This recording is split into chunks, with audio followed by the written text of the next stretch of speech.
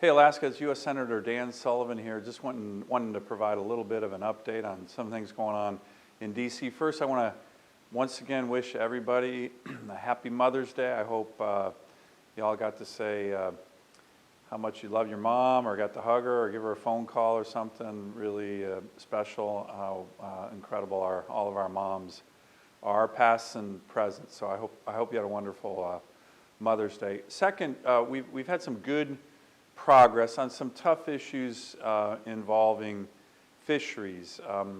My American Fisheries Advisory Council Act actually was passed by the House and Senate recently. That's going to be really important for the ability for our fishermen, our fishing industry, to make recommendations on where fishing aid goes.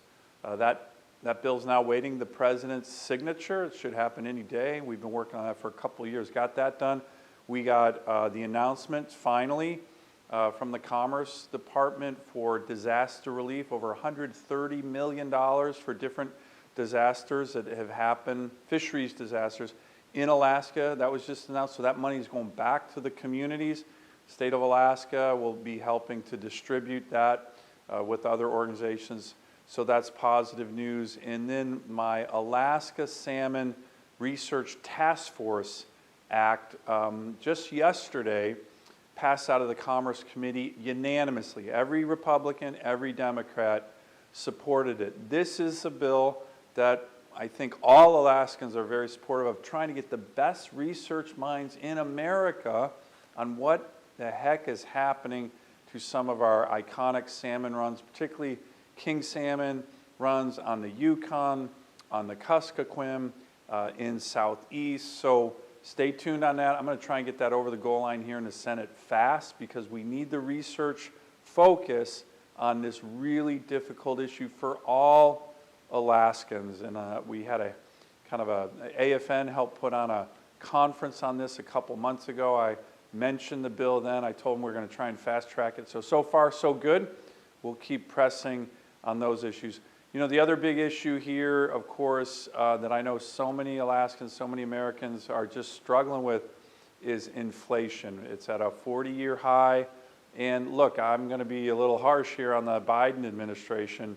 I have this list in the last 15 months on their views on inflation. First they said it wasn't happening. Then they said it was transitory.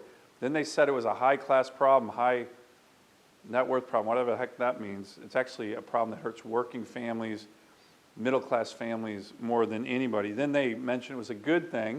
Of course it's not. Then they said it was COVID's fault. Then they said it was Putin's fault. And now they're blaming it on ultra-MAGA Republicans. Look, I think the American people are wise and they know whose fault it is. It's the Biden administration's policies. High policies that are driving up energy costs. I've talked about that a lot. I'm trying to fight back against that because it really hurts our state. But the Federal Reserve has had a very, very loose policy focus.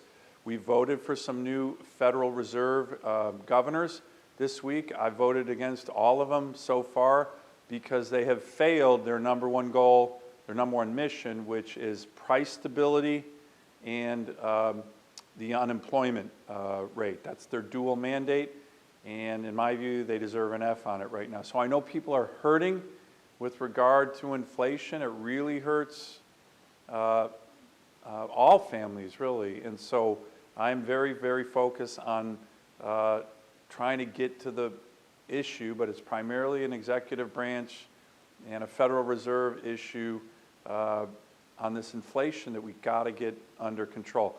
Heading home this weekend, like I do most weekends, going to be down on the Kenai. I love the Kenai, the greatest people in the world. It's going to be awesome. So look forward to seeing some of you out there. And we'll just keep sending you updates on some of the things that are happening in D.C. Thanks.